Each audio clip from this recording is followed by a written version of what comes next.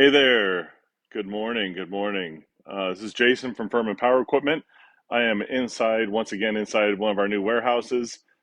This one is kind of unique. This is a huge room that is air conditioned, and we're planning to store our new storage systems in here. We can store them. We're in Arizona, as you know, and it's important that we store them at a significantly less hot temperature than we experience here in the summer. So today we're going to talk about something different. We're talking about our propane powered generators, how to use them, the different ways to connect them. So I am joined by Megan, who's right there. Say hi, Megan. I'm going to hand my phone off to Megan, and she is going to do the rest of the filming. So let's talk about some of the things that we have here. We've got a couple of propane tanks. We have our dual fuel electric start inverter. This one runs on gasoline and propane. And then we also have one of our tri-fuel generators that runs on gas, propane, and natural gas. So I'm going to sit here and have a little talk with you. I'm still recovering from a little foot surgery, so getting off my feet's kind of nice. We get a lot of questions about running on propane and why you might want to do that. There's some really great reasons. Running on gasoline is great, and gasoline really is always going to get you the most power out of your generator. There are more BTUs in gasoline than there are in propane, and then there's even more BTUs in propane than there are in natural gas. So you lose about 10% efficiency when you go from gas to propane, and you lose about another 10% when you go from propane to natural gas. However, there's some really great benefits of being able to run on propane. The first one is just versatility. Being able to, in an emergency situation, being able to run on either gas or propane or even natural gas really gives you a lot of versatility when it comes to fuel. We've heard stories about people in natural disasters where they go to the gas station expecting to be able to fill up their gas cans, and the gas station doesn't have power either, which means their pumps aren't running. You can't get any gas, or a lot of times the gas stations just sell out. When people know there's a hurricane coming or they know there's an ice storm coming, they're scrambling to the gas station and filling up their tanks and filling up all their gas cans because they want to be prepared, and that's to be expected. But if you can run on propane, it makes that a lot easier.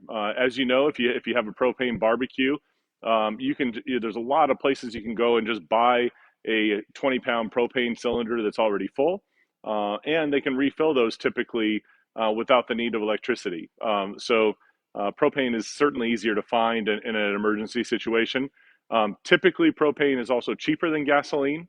Right now, gas prices are through the roof, and propane's gone up too. But typically, propane's still cheaper than gasoline. And then that versatility of storage. Not very many people would ever store 100 gallons of gasoline at their house, and we certainly wouldn't recommend that you do that either. But it's really simple to store a handful of little 20-pound propane tanks. I know I've got a propane barbecue, and we've got a little propane fireplace in my backyard, and I think I've got 5 of those 20-pound propane cylinders, just because when you're having a party, you don't want to run out of propane. When you're grilling, you want to have enough propane to run your fire pit. I think I've got 2 more that are on my toy hauler, and one that I store in there for the little propane. So I think I might have 8. That's probably more than most people. I get that. But I've got a lot of propane at my house. So in an emergency situation, I could run a dual fuel generator for a really long time. The one that's over my shoulder here, this dual fuel inverter, this one will run 15 hours on one 20-pound propane cylinder. We know that's true. We've tested that, but we have really tested it in real life. Last year, we were at the Overland Expo out in Loveland, Colorado, and we ran one of these for every day while we were out there. And we were running a pellet grill. We were charging devices. We were running lights. I think we also had a fan out there because it was hot. We had a fan blowing on us. And then also some of our neighbors at that outdoor trade show had run extension cords over to it, and they were drawing power off of it as well. So with a pretty significant load, we still got 15 hours on one 20-pound propane cylinder. So you can store it, you can find it easily in an emergency situation. You can store it safely. You could easily have a bunch of propane stored. The other thing that's great about propane is it doesn't really go bad. If you're storing gasoline, you got to put stable in it if you want to store it for more than just a few months. And then, even with stable in it, it's unlikely that you'd want to store gasoline for 6 months or more. I know anybody that's storing gasoline typically will cycle it out, and after 4 or 5 months, cycle it out and put it in their car and burn it that way, and go get fresh gasoline. With propane, you don't have to worry about that. You can just store it almost indefinitely. The last thing that's really great about running on propane is that when it comes to storing your generator or winterizing your generator, you don't have to worry about the varnish that gums up. It can gum up the little jet that's in the carburetor. When you run on gasoline, that happens. Gasoline kind of over time will turn to varnish. It gets a little sticky, and it can plug up the little jet in the carburetor, and then your generator doesn't run when you pull it out and you really need it. If you run on propane, you don't have that issue at all. So you can run your generator on propane, just turn it off, put it away in the garage, and store it. And when you pull it back out, it's going to start. So today I want to show you the various methods of connecting propane to a Firman dual fuel generator. And we're going to start with the inverter. So our dual fuel inverters come with this propane regulator and hose. It's really unique. If you want to look here, it has a little cover that slides over the end, but you might notice it also has a wire with a plug, and we'll look at that. The purpose of that is that this regulator has a switch in it, a valve. And so when the generator is running, it opens up that valve and allows the propane to flow from the tank. When you turn off your generator, it sends a signal through that plug and closes that valve. So, and it's really a safety device. So in case you were to forget to turn off the valve on your propane tank, this is also disconnecting the propane tank from the generator. You see this big clip here. It's really just a neat way to store this. When you're not using it, it clips onto the end of the generator, makes it easy to travel with. So I'm going to plug this quick connect into the generator. You just remove this little cover. You're going to want to push in on this outer ring and slide that in, and then it'll slide back over. And then you take that little plug and plug it in there. And I'll grab a propane tank.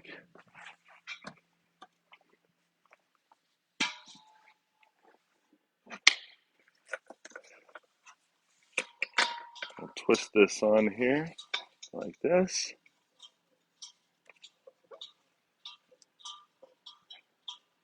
So before you start your generator, you need to get that snug and then open up the valve on your propane tank all the way. All right, and so now we've got propane going through into the regulator, but again, it won't open that valve until we start the generator. So we have a valve here that switches between gasoline and propane. We're going to put that to propane, and we'll turn our switch on to the middle position. We'll press this for just a couple of seconds. That energizes the generator, and now we'll press start. And it's not cold in here, so I think we won't need to use the choke, but we will see.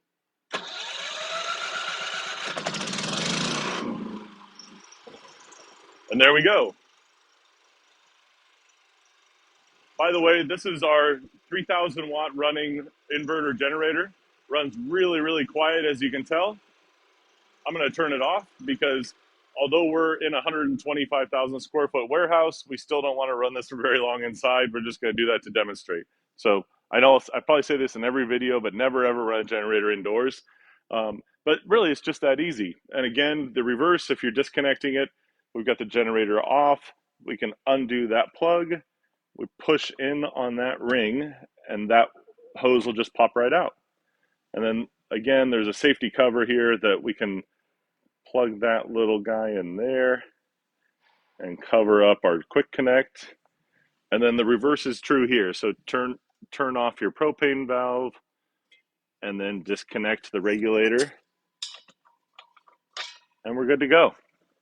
When you're storing this and you're rolling it around, it's okay to plug this in here, but there's also a little place right there.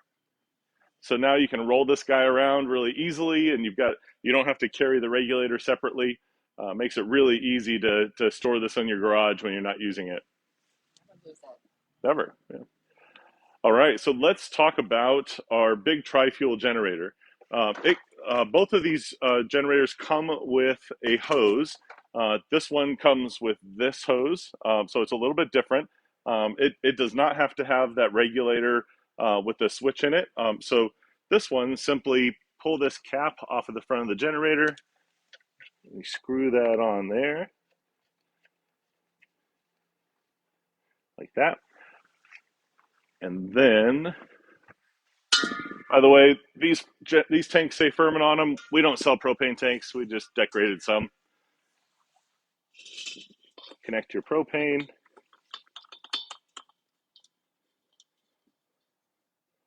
Open the valve. And then on the FIRMAN tri-fuel generators, there's actually two valves. So here we have gas over to the right. We have propane and natural gas over to the left. So we'll go over to the left. And Megan, if you can come around to the side here, there's another valve. This valve switches between propane and natural gas. So right now it's in the natural gas position. We'll turn it over to propane. And then we'd simply start the generator as you would any generator. We're not going to start this big one in here, but this is electric start. So once again, you would just use the electric starter and engage the generator. I've got one more really fun adapter that we offer for our all of our dual fuel generators, and that's this one. So this is available on our website. It's model 1810, and what this does is it lets you connect. I'll put a close up there. So what this does is it lets you connect two propane canisters to one generator. It comes with an adapter, and I'll show you how it works.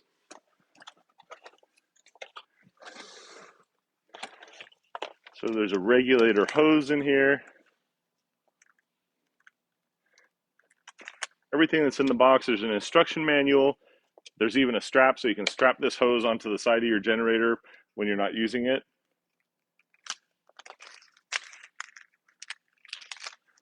Something you might notice with FIRMAN hoses, we've made all of our hoses 5.5 feet. It just makes it easier to be able to reach to the propane canisters that you're using. We also did that because you might be using your generator with an RV or a camper where you've got propane in a compartment or you have propane on the tongue of the trailer. And those tanks can be up this high, and we wanted to make sure that you're able to reach to those propane tanks. So the way you connect to this is use this little Y adapter. We're going to screw this hose into one end of this adapter. There we go. And we'll come over here.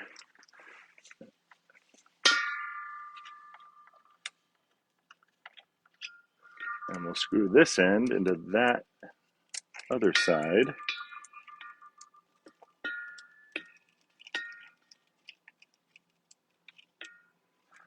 And then connect that Y adapter to the front of the generator.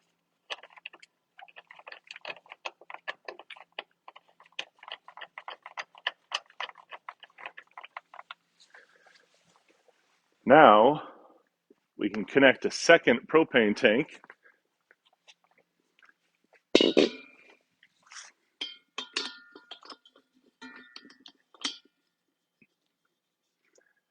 Now there's a couple of benefits to connecting two propane tanks to one generator. The obvious one is runtime. We've just doubled our runtime with this generator. The tri-fuel generator will run for about 5 or 6 hours on one propane tank. It's got a much bigger engine than the inverter, but 5 or 6 hours on one, you should be able to get 10 or 11 hours, 10 to 12 hours on two. That's the obvious benefit. The other benefit to doing this is if you're running a generator in a cold climate, as propane is escaping the tanks, the tanks get cold. And if you're out in the cold, they can get really cold and they can ice up. But if you're running on two propane tanks, it's way less likely for that to happen. It's drawing propane from both tanks. It's kind of interesting. You would think it might just draw from both tanks equally. It doesn't. It actually will draw from one tank and then draw from the other tank. But having those tanks combined, for some scientific reason that I'm sure Dan Carter knows, our product development guy, for some scientific reason, it actually makes it so that they're way less likely to ice up and give you problems in the cold. I hope this is helpful. Does anybody have are there any questions that came up at all, Megan? I didn't see any, but Dan Carter did say you connect as many LP tanks as you want if you buy more of each Oh, unit. that's a great point. So if you had multiple kits, multiple dual tank kits, you could connect more in series, right? That totally makes sense. Yeah, I never thought about that, Dan. That's a really good idea. Another thing I might bring up is that these tanks come in lots of sizes. So this is a 20-pound propane cylinder. They go all the way down to little 3-pounders that are this big, and then all the way up to 100-pound propane cylinders that are about 4.5, 5 feet tall.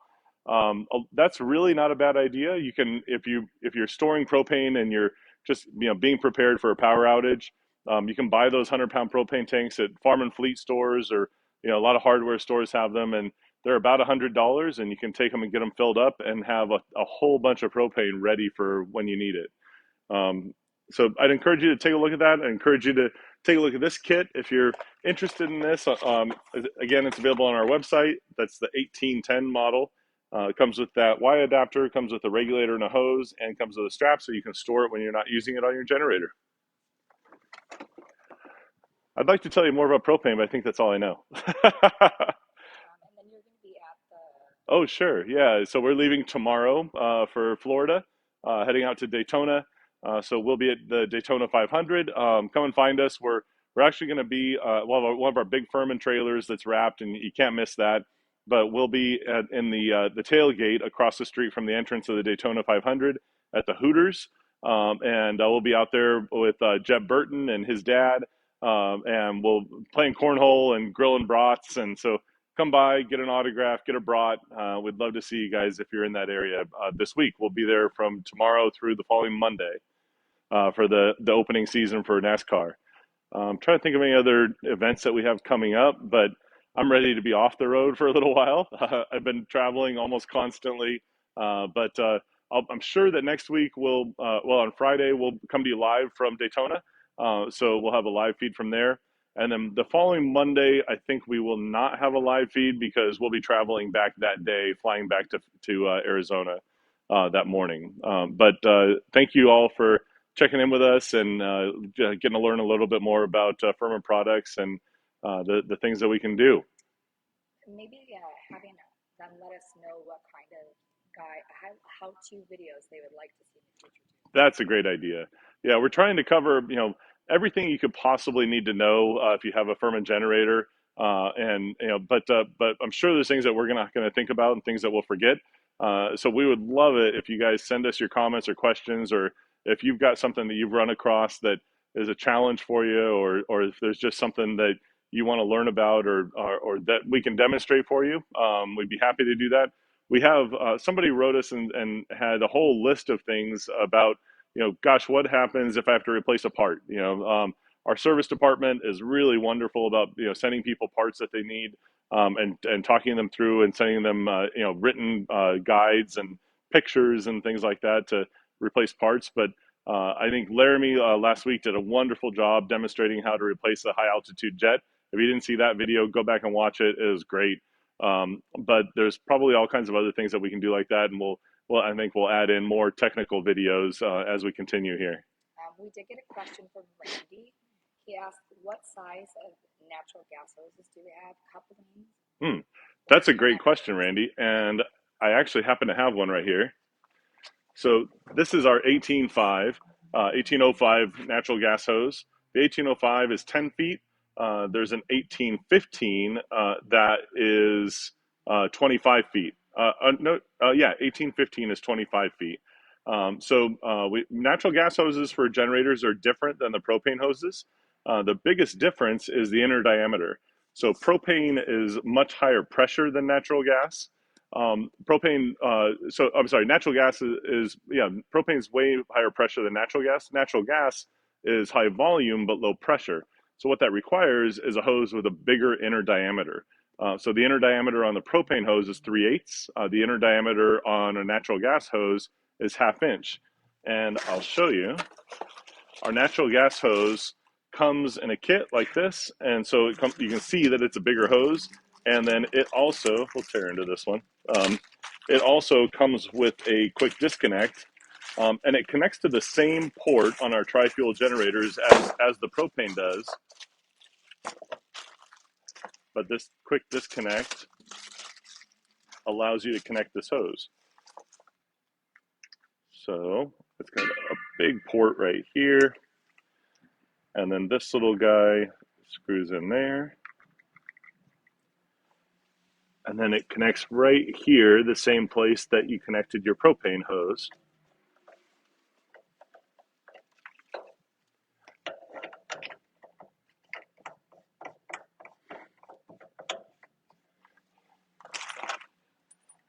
And then the end of the natural gas hose plugs into this quick disconnect, like that. So if you're connecting natural gas at your home to one of our tri-fuel generators, the thing that we recommend is that you call a plumber. They'll come out and connect it up to your natural gas. Some of you might be able to do that yourselves if you maybe have a barbecue stub that was installed by your builder, where you can get to your natural gas connection easily and safely. But be careful with natural gas. If you're in doubt at all, please contact a plumber. We do make this in a 10-foot and a 25-foot hose. If you have a barbecue stub that is, sticking out of the back of your house, or even if it's already out in your backyard at maybe a barbecue island or something like that, you could use our 10-foot hose. If you don't, and you need to be able to get the generator further away from the house, order our 25-foot hose. That's the 1815 hose, because once again, you always want to run your generator at least 20 feet away from any dwelling. So make sure that you're buying the hose that's going to get your generator safely out in your backyard away from the house. Awesome. Great question, Randy. Dan Carter said, more LP tank surface area equals more ability to boil liquid petroleum gas into vapor to run your gen. I knew that Dan would know the scientific answer to that. That's great. Thanks, Dan. Appreciate it. Well, guys, thank you very much once again. We're moving into our new office this week, and our warehouse is going to be changing, and we have a whole new studio space and a new marketing space. So as that develops, we'll be coming to you from different parts of the building, but we're looking forward to getting into our new home too and having a permanent studio where we can keep sharing videos with you guys every week. Thanks, everyone. Have a great week.